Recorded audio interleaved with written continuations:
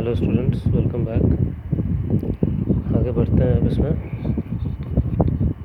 Last video में हमने phosphorus के बारे में पढ़ा था, इसके allotropes and two compounds of it, PCl3 and PCl5 वगैरह। तो with this we completed group 15। Now will move on to group 16। ठीक है, group 16 as the name suggest, इसमें आउटर मोस्ट जो ऑर्बिट होगा उसमें कितने इलेक्ट्रॉन्स होते हैं? 6 इलेक्ट्रॉन्स होते हैं। तो इसी कारण दैट गोज इनटू ग्रुप 16। कौन कौन से होते हैं? Oxygen, sulphur, selenium, tellurium, polonium और एक आर्टिफिशियल होता है, मतलब सिंथेटिक एलिमेंट लिबरमोरियम। ठीक है, इसके बारे में ज़्यादा स्टडी नहीं करते because this is not very stable. Synthetic element तुरंत डिस्ट्रॉय हो जाता है बनते ही। Second period, third, fourth, fifth, sixth period, seventh period में आता है। ठीक है, इनको हम लोग चैल्कोजेंस भी बोलते हैं। जैसे ग्रुप 17 वाले को हेलोजेंस बोलते हैं, इसको चैल्कोजेन। चैल्कोजेन का मतलब होता है कॉपर और कॉपर के कंपाउंड। तो ऑक्सीजन जो होता है कॉपर के साथ काफ़ी कंबाइन, जैसे CuO, Cu2O ये सब बनाता है, तो that is why we call it chalcogens. ये जितने भी मेंबर्स हैं इसके सब कॉपर के साथ कंबाइन कर सकते हैं। सल्फर भी Cu2S बनाता है। ठीक है, तो इनके मेंबर्स को हम चैल्कोजेंस बोलते हैं। अब इसमें ऑक्सीजन जो है अर्थ क्रस्ट में अराउंड 46% है और एयर में तो आप जानते ही लगभग 21%। अर्थ क्रस्ट पे ये सल्फ़र जो है बहुत कम है, 0.1%। वो भी सल्फेट और सल्फाइड के फॉर्म में एग्जिस्ट करता है। और सल्फ़र हमें पता है प्रोटीन्स वगैरह में भी होता है, जैसे उल प्रोटीन, हेयर प्रोटीन, कैरेटिन वगैरह में। आप ऑनियन गार्लिक देखते हो, बहुत ही आँख जलता है लोगों का, बहुत ही अजीब सा स्मेल भी होता है। That is due to presence of sulphur only. Proteins में तो वही सब है। ठीक है, सेलेनियम सेलेनाइट की तरह एग्जिस्ट करता है और टेल्यूरियम टेल्यूराइड्स की तरह। Polonium is a radio active. जब थोरियम, यूरेनियम ये सब क्या है, ये भी एलिमेंट है, तो ये जब ये डिके करते हैं, मतलब टूटते हैं, तो इसे बनाते हैं बेरियम, पोलोनियम बनता है। ठीक है, तो इसे बाई प्रोडक्ट ऑफ हायर और मोस्ट रेडियो एक्टिव एलिमेंट्स, इससे भी ज़्यादा जो रेडियो एक्टिव होते हैं। कन्फिगरेशन मैंने आपको बताया ही, एटॉमिक रेडियाई। जैसे जैसे आप नीचे आते हो ग्रुप में, एटॉमिक रेडियाई बढ़ता है। क्यों? क्योंकि नंबर ऑफ शेल्स बढ़ते हैं। ये सब पे ज़्यादा कहानी कहने की ज़रूरत नहीं है, आप जानते हो। फिर आयोनाइजेशन एनर्जी डिक्रीज़ करेगा। क्यों? क्योंकि जैसे जैसे आप नीचे आते हो साइज बढ़ रहा है, तो साइज बढ़ रहा है तो आउटर मोस्ट इलेक्ट्रॉन को निकालने में उतना ही आसानी रहेगा, क्योंकि वो सेंटर से दूर होते जा रहा है। तो that decrease down the group. Electronegativity भी डिक्रीज़ करता है डाउन द ग्रुप। और हमें ऐसा ही पता है O2 क्या है? Oxygen, most electronegative after fluorine. तो नीचे आओगे तो इलेक्ट्रोनिगेटिविटी भी घटता है। मेल्टिंग बॉइलिंग पॉइंट दोनों नीचे आने पे बढ़ता है। क्यों? क्योंकि नीचे आने पे मेटलिक कैरेक्टर बढ़ता है। ये दोनों क्या होते हैं? नॉन मेटल होते हैं। ये क्या मेटलॉयड होता है, मतलब सेमी मेटल की तरह करता है, और ये सब मेटेलिक होते हैं। तो चूँकि मेटलिक कैरेक्टर बढ़ता है तो कॉम्पैक्ट हो जाते हैं, घने हो जाते हैं, डेंसिटी बढ़ती है। डेंसिटी ये भी है। ठीक है, तो मेल्टिंग बॉइलिंग पॉइंट बढ़ जाता है। इलेक्ट्रॉन गेन एंथैल्पी भी नीचे की तरफ जब आओगे तो ये लेस नेगेटिव होता है, मतलब बढ़ता है इलेक्ट्रॉन गेन एंथैल्पी। इन सब के रीज़न में जाने की बहुत ज़्यादा ये नहीं है, सब हम पढ़ चुके हैं क्यों होता है ऐसा। सब कुछ नंबर ऑफ़ सेल्स के कारण हो रहा है। नीचे आते हो तो नंबर ऑफ़ सेल्स बढ़ेगा तो साइज बढ़ गया। जैसे जैसे सेंटर से दूर होता गया साइज बढ़ता गया, तो आयनाइजेशन एनर्जी मतलब आउटर मोस्ट इलेक्ट्रॉन को निकालना आसान हो जाएगा, क्योंकि वो सेंटर से दूर हो जाएगा, अट्रैक्शन कम हो जाएगा। इलेक्ट्रोनिगेटिविटी जितना ज़्यादा बाहर है उतना ही किसी दूसरे इलेक्ट्रॉन को सेंटर की तरफ अट्रैक्ट करना मुश्किल हो जाएगा, क्योंकि डिस्टेंस बढ़ गया है। ठीक है, कैटिनेशन मतलब खुद के एटम से कंबाइन करने की कैपेसिटी, ये सबसे ज़्यादा सल्फ़र में होती है। बाकी समय बहुत ज़्यादा ये सब चीज़ें नहीं मिलती है। सल्फ़र ही S8 S6 फॉर्म में एग्जिस्ट करता है, देखेंगे हम सल्फ़र में। एलोट्रोपी अलग अलग फॉर्म्स में, ऑक्सीजन O2 और O3 के फॉर्म में एग्जिस्ट करता है। सल्फ़र जो होता है 6 से 20 एटम, जैसे मैं बता रहा था, बना सकता है। ठीक है, फिर SN मतलब ये लगभग जाता है 25 के आसपास तक। और सेलेनियम जो है 6 एलोट्रोप्स होते हैं। पोलोनियम और टेल्यूरियम के दोनों के 2-2 एलोट्रोप्स होते हैं। बहुत ज़्यादा ये सब की कहानी जानने की जरूरत, बस इतना नंबर याद रखो। ठीक है,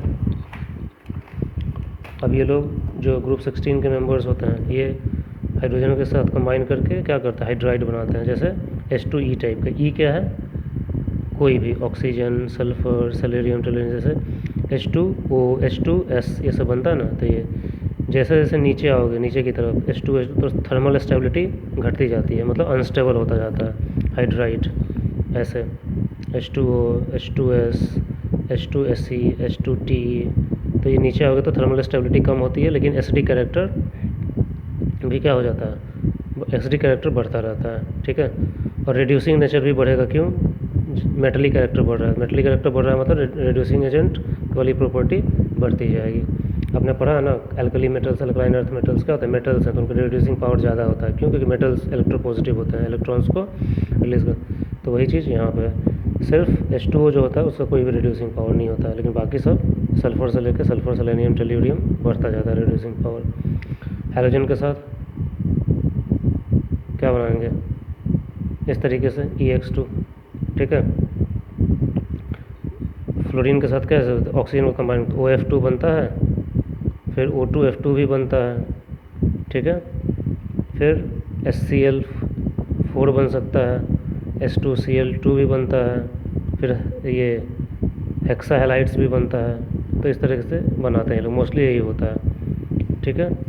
इसमें जो ये होता है SF6 जो बनता है, ठीक है, ये वाला टाइप का SF6 या कोई भी हेक्साहेलाइड इस ग्रुप का क्या होता है, ऑक्टाहेड्रल शेप लेता है, sp3d2, ये हमने केमिकल बॉन्डिंग में भी पढ़ा था, 4 इस तरीके का और 2 ऊपर नीचे, तो ये होते हैं इक्वेटोरियल और ये एक्सियल होता है, ठीक है। और ये थर्मली स्टेबल होता है काफ़ी ज़्यादा, अनरिएक्टिव है, चूँकि स्टेबल है तो अनरिएक्टिव होगा, और इस पर जो बहुत जल्दी SF6 रिएक्ट भी नहीं करता है। दूसरा SF4, ये वाला टाइप का SF4, इसमें क्या होता है, 4 फ्लोरीन जुड़ा हुआ है और एक लोन पेयर रह जाता है, और ये sp3d हाइब्रिड ट्राइगोनल बाइपिरामिडल, तो जितने भी SF4 वाले होते हैं वो सब sp3d ये वाले रहते हैं, और SF6 टाइप मतलब EX6 टाइप के sp3d2। ऑक्सीजन से कंबाइन करके अल्टीमेट बहुत सारे टाइप के ये बनाएंगे, क्या बोलते हैं,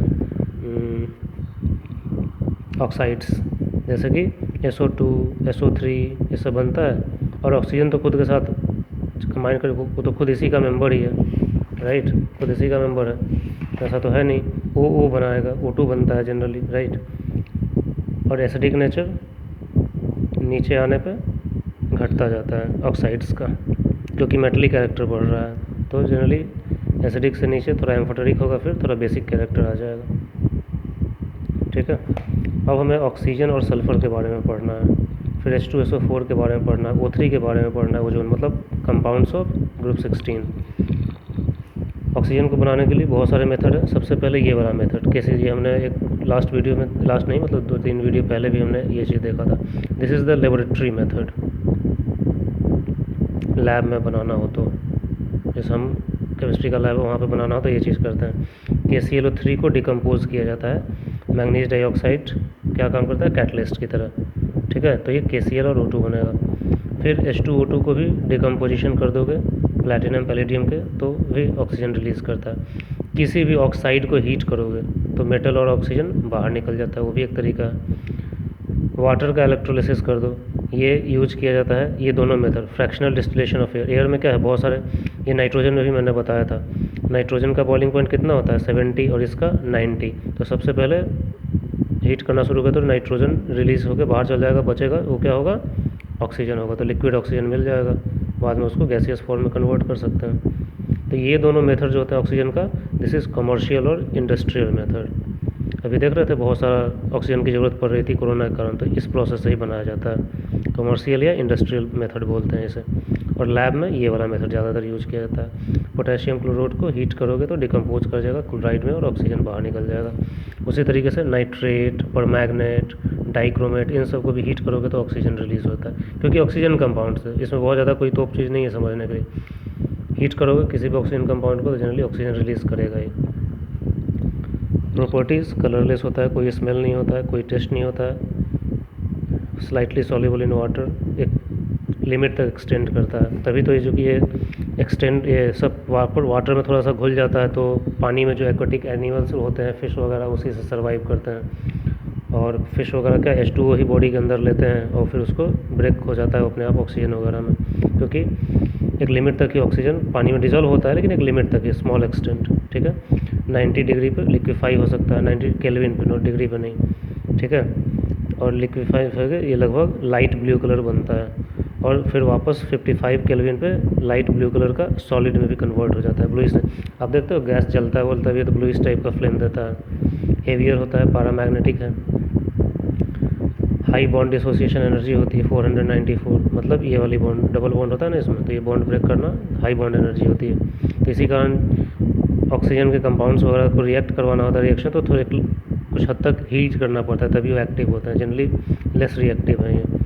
सपोर्ट्स कंबशन, मतलब खुद तो जलता नहीं है लेकिन जलाने में हेल्प करता है, तभी तो माचिस वगैरह लगाते हो तो हवा में ऑक्सीजन है तो उसे जलता है, तो इट सपोर्ट्स कंबशन जलाने में हेल्प करता है, but itself is not combustible, it is not combustible, खुद नहीं जलता है, जलाने में हेल्प करता है।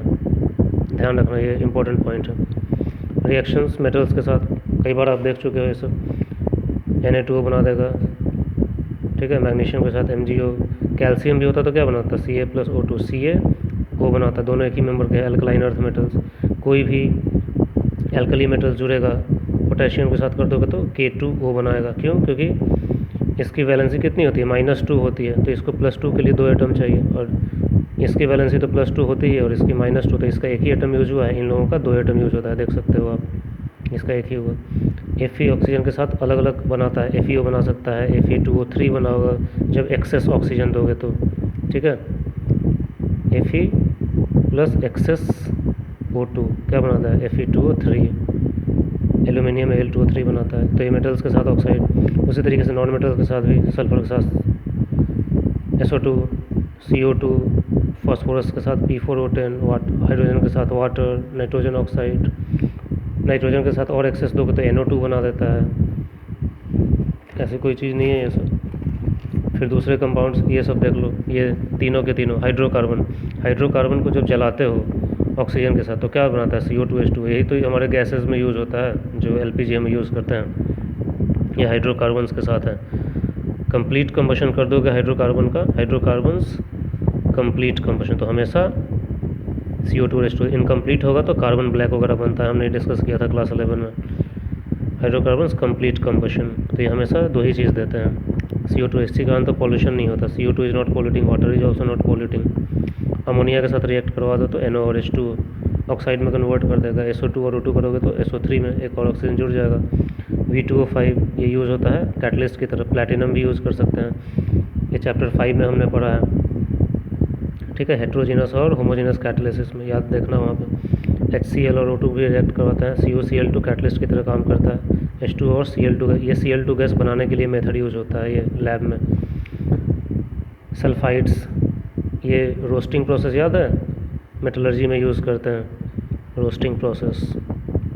Sulphides are heated in presence of oxygen to form oxides, और इसी को रिड्यूस करके फिर फ्री मेटल निकाल दिया जाता है, रेस्टिट्यूशन प्रोसेस, ठीक है।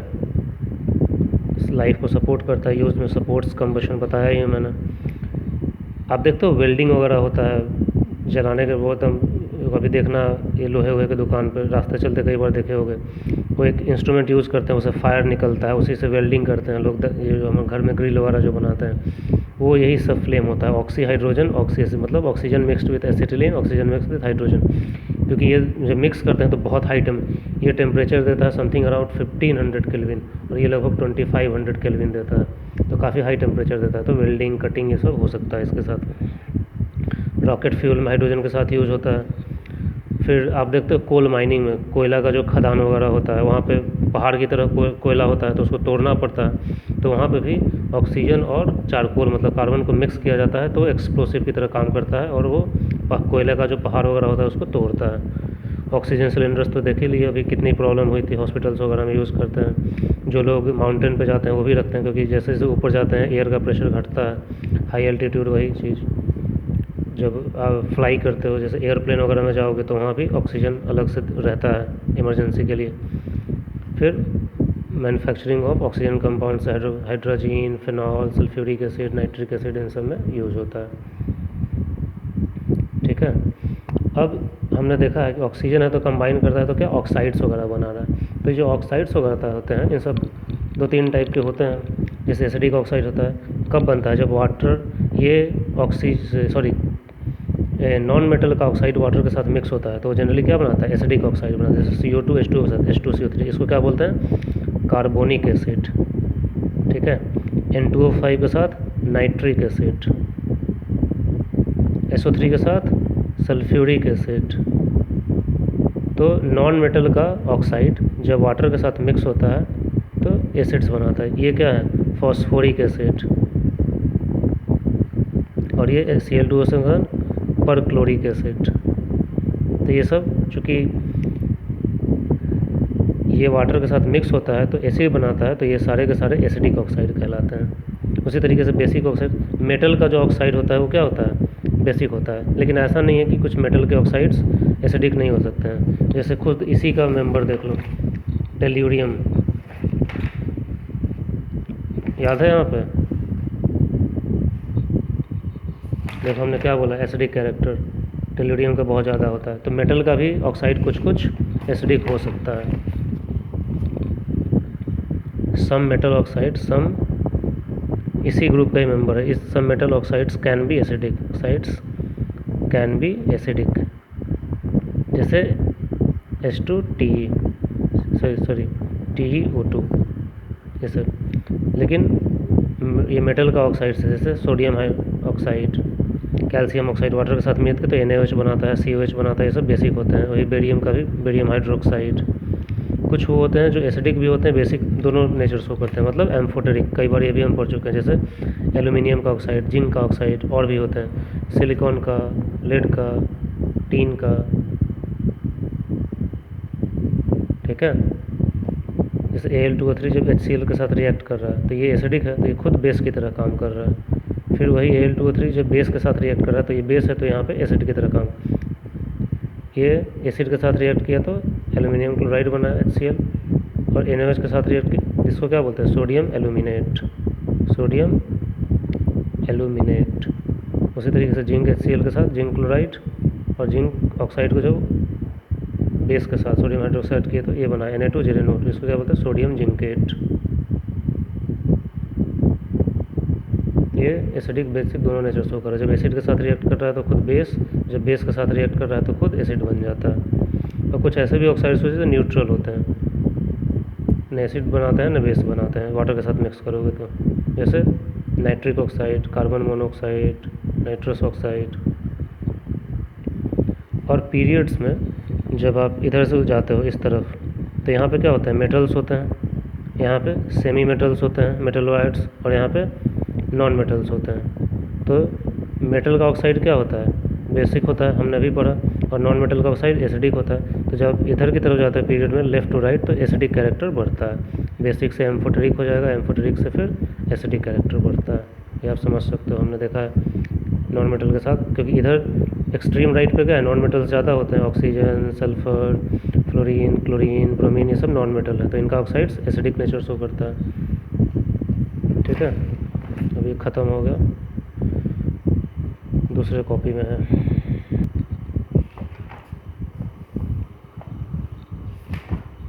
ऑक्सीजन, सल्फर, ये सब पढ़ना है हमें।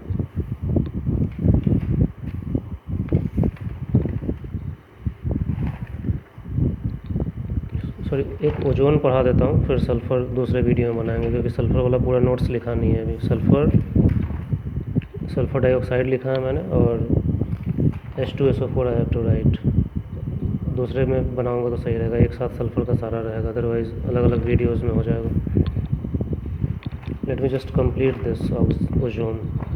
ओजोन कैसे बनाते हैं, सिंपली ऑक्सीजन को एक सील्ड ट्यूब में ले लो और उसके थ्रू इलेक्ट्रिक डिस्चार्ज पास करो, तो वो O2 और दूसरे ऑक्सीजन एटम से कंबाइन करके O3 बना देता है, ओजोन बना देता है। ठीक है, और ये जो प्रोसेस होता है एंडोथर्मिक होता है। तो जो इलेक्ट्रिक डिस्चार्ज पास किया जाता है, जब इलेक्ट्रिसिटी पास करोगे तो वो भी हीट प्रोड्यूस करता है, तो धीरे धीरे पास किया जाता है कि बहुत ज़्यादा हीट ये ज़रूरत ना हो, हीट की ज़रूरत पड़ती। ठीक है, तो कैसे होता है, by passing electric discharge through dry O2। Ozone बनाने के लिए जो इंस्ट्रूमेंट यूज़ किया जाता है उसको कहते हैं ओजोनाइजर्स। दो सबसे ज़्यादा यूज्ड होते हैं, जो है सीमेंस एंड ब्रोडीज ओजोनाइजर्स। किसको बोलते हैं, instrument use to make ozone, instruments used to make ozone are called ozonisers. ठीक है, प्रॉपर्टी हेवी होता है एयर से, ये भी ब्लूइश देता है क्योंकि ऑक्सीजन भी ब्लूइश होता है, स्लाइटली सॉल्युबल इन वाटर। लेकिन जो ऑर्गेनिक सॉल्वेंट्स होते हैं जैसे ये एसिटिक एसिड, ग्लेशियल एसिटिक मतलब ठंडा acetic acid, carbon tetrachloride, turpentine oil, इन सब में ज़्यादा सॉल्युबल होता है। स्मॉल कॉन्सेंट्रेशन में लेस देन 100 पे नॉन टॉक्सिक होता है, लेकिन जैसे ही कॉन्सेंट्रेशन 100 ppm से ज़्यादा होता है ये पॉइजनस हो जाता है। ठीक है, हाई टेम्परेचर पे something around this temperature 500 kelvin से ऊपर या 550 केल्विन से ऊपर जाने पे ये वापस उल्टा रिएक्शन हो जाता है, मतलब ऑक्सीजन में टूट जाता है, तो डिकम्पोजेज एट दिस रिएक्शन। और जब भी डिकम्पोज, देखो ओजोन बन रहा था तो क्या था एंडोथर्मिक, तो जब टूटेगा तो क्या होगा एक्सोथर्मिक होता है, और ये बहुत ही ज़्यादा हीट रिलीज़ करता है, एक्सप्लोसिव प्रोसेस होता है। अब देखो ये कुछ केमिकल प्रॉपर्टी देखते हैं, ऑक्सीजन है इसके साथ तो ऑक्सीडाइजिंग प्रॉपर्टी शो करेगा। होता क्या है, O3 है, ये ब्रेक करता है O2 में और फ्री ऑक्सीजन में। फ्री ऑक्सीजन को बोला जाता है नेसेंट ऑक्सीजन, मतलब न्यू ऑक्सीजन। अब चूँकि ऑक्सीजन रिलीज होता है तो this acts as strong oxidising agent.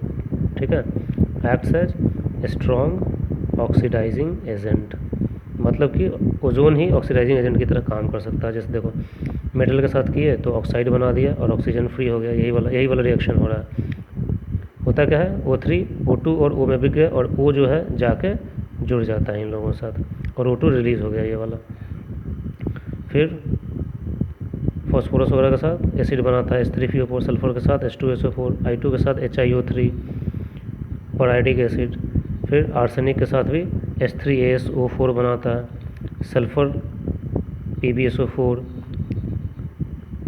Iron sulphate, ferrous sulphate इसको बोलते हैं, ये +2 फॉर्म में है आयरन यहाँ पे, और यहाँ पे फेरिक सल्फेट बन जाएगा +3 फॉर्म में, तो ऑक्सीडेशन हो गया इसका, तो ऑक्सीडेशन के लिए यूज़ हो रहा है यहाँ पे भी। दूसरा Ki, पोटेशियम आयोडाइड को भी उस मिक्सर के साथ, वाटर और ओजोन के मिक्सर के साथ करोगे तो ये KOH बनाता है, I2 रिलीज़ करता है और ऑक्सीजन।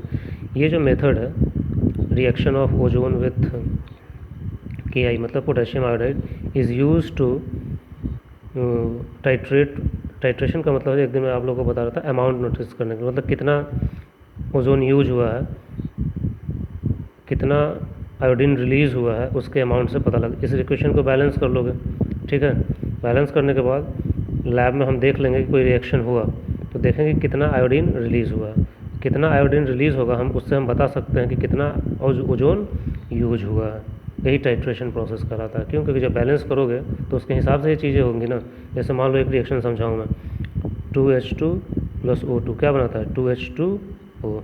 तो मैं बोल रहा हूँ वाटर कितना बना है, जब मैंने 16×2 = 32 ग्राम ऑक्सीजन यूज करूँगा तो मुझे कितना देगा, ये 36 ग्राम वाटर देगा। तो मान लो मुझे 48 ग्राम वाटर कहीं पे बना है किसी रिएक्शन में, तो मैं बता सकता हूँ ना कि कितना ऑक्सीजन यूज हुआ होगा। वही चीज़ है यहाँ पे, कितना I2 रिलीज होगा आयोडीन, उससे मैं पता लगा सकता हूँ कि कितना ओजोन यूज हुआ है। So this reaction is use for titration, मतलब estimating the amount of O3। ठीक है, पेरोक्साइड्स के साथ रिएक्शन जब होता है तो ऑक्सीजन रिलीज़ करता है और ऑक्साइड बना देता है। ये हाइड्रोजन पेरोक्साइड है, ये बेरियम ऑक्साइड है। ठीक है, तो पेरोक्साइड्स के साथ उनका ऑक्साइड बना देता है और ऑक्सीजन रिलीज़ कर देता है। ये रिएक्शन भी आपको याद होगा, ओजोनाइजेशन रिएक्शन बोलते हैं। जितने भी एल्कीन या एल्काइंस होते हैं वो अपने साथ वो तीनों ऑक्सीजन मॉलिक्यूल को अटैच कर लेते हैं इस तरीके से। This was called ozonisation reaction. ये हमने भी पढ़ा था एल्कीन्स वगैरह में लास्ट ईयर। तो यही से बहुत सारे ये चीज़ें हो रही हैं। ये जो देखो रिएक्शन है, नाइट्रोजन ऑक्साइड के साथ रिएक्ट करके ये NO2 + O2 बनाता है। ऐसा माना जाता है कि जैसे फ़्लाइट्स वगैरह जो यूज़ होते हैं वो सब भी ओजोन लेयर डिस्ट्रॉय कर रहे हैं इसके कारण। फ़्लाइट्स वगैरह में क्या होता है, बहुत सारे ऑक्साइड्स वगैरह रिलीज़ होते हैं उसके फ्यूल के कारण, तो उसमें नाइट्रोजन का ऑक्साइड भी एक मेजर कंपोनेंट होता है। वो जब रिलीज़ होता है तो स्ट्रेटोस्फेयर में ही क्या होता है, फ़्लाइट उड़ते हैं। ये भी पता है आपको, फ़्लाइट्स जो है हमेशा स्ट्रेटोस्फेयर में उड़ते हैं। क्यों? क्योंकि वहाँ पे क्लाउड्स नहीं होते हैं, तो वहाँ पे स्ट्रेटोस्फेयर में ही क्या होता है, ओजोन होता है। और फ्लाइट से ये निकला तो वो ओजोन के साथ रिएक्ट करके ऑक्सीजन बना देता है, मतलब ओजोन कम हो गया। तो ये भी माना गया है कि ये भी एक तरीके से डिस्ट्रॉय कर रहा है ओजोन लेयर को। चूँकि ओजोन की डिस्ट्रक्शन की बात कर रहे थे तो और थोड़ा देख लेते हैं। ये तो ये बता ही दिया मैंने, ठीक है। फिर ओजोन बार बार आपस में रिएक्ट करते रहता है ऑक्सीजन से, तो ये तो साइकिल चलता रहता है। तो ऑक्सीजन बन रहा है, कभी ओजोन बन रहा है, तो लेकिन जब ओजोन ब्रेक होकर ऑक्सीजन ज़्यादा बनाता है, मतलब ये भी ब्रेक ही हो रहा है, ठीक है। वाटर वेपर वगैरह भी जाता है, तो हाइड्रोक्साइड आयन जो रिलीज़ होता है वो भी ऑक्सीजन में कन्वर्ट कर देता है, मतलब ओजोन ब्रेक हो रहा है। क्लोरोफ्लोरोकार्बन आपने पढ़ा ही है, ये सबसे ज़्यादा रिस्पॉन्सिबल है। क्लोरोफ्लोरोकार्बन जब लाइट पड़ता है एटमॉस्फेयर में जाते हैं तो लाइट के सनलाइट के कारण क्लोरीन आयन रिलीज़ करता है। अब यही क्लोरीन आयन जाके O3 से रिलीज़ करता है, ये रिएक्ट करता है और O2 बना देता है, और यही चेन रिएक्शन चलता रहता है, आपस में एक दूसरे को से बनते हैं, बिगड़ टूटते हैं, फिर बनाते हैं, टूटते हैं, जिसके कारण ओजोन का लेयर कम होता जा रहा है। स्टेरिलाइजेशन के लिए यूज़ किया था, और आप देखते हो RO वाटर बोलते हो, रिवर्स ऑस्मोसिस वगैरह, उसमें देखना कभी बॉटल पानी मिलता है या जहाँ से आपका पानी वगैरह आता है, ये सब तो यूज़ नहीं करते हैं जो लोकल हम लोग लाते हैं। वो सिर्फ क्या करते हैं, RO करते हैं, रिवर्स ऑस्मोसिस। लेकिन जो बॉटल्ड वाटर होता है, कभी देखना उस पर लिखा रहेगा ओजोनाइज्ड वाटर, क्यों? क्योंकि स्टेरिलाइज करता है, क्यों? वो जर्मीसाइड की तरह काम करता है, कोई भी हार्मफुल बैक्टीरिया वगैरह होगा उसको मार देगा। इसी कारण वाटर में भी यूज़ किया जाता है, जर्मीसाइड डिसइंफेक्टेंट की तरह यूज़ करते हैं। जो घरों में हम लोग फ्लोर वगैरह क्लीन करने के लिए यूज़ करते हैं, उसमें भी ये चीज़ होता है। ब्लीचिंग ऑफ ऑयल्स के लिए यूज़ किया जाता है, बहुत सारे केमिकल्स के, और पोटेशियम परमैंगनेट बनाने में भी यूज़ किया जाता है। ये हम देखेंगे बाद में पोटेशियम परमैंगनेट कैसे बनाते हैं। तो this is all about your oxygen and oxygen compounds. In the next video अभी ग्रुप 16 ही पढ़ रहे हैं, will talk about sulphur and sulphur compounds.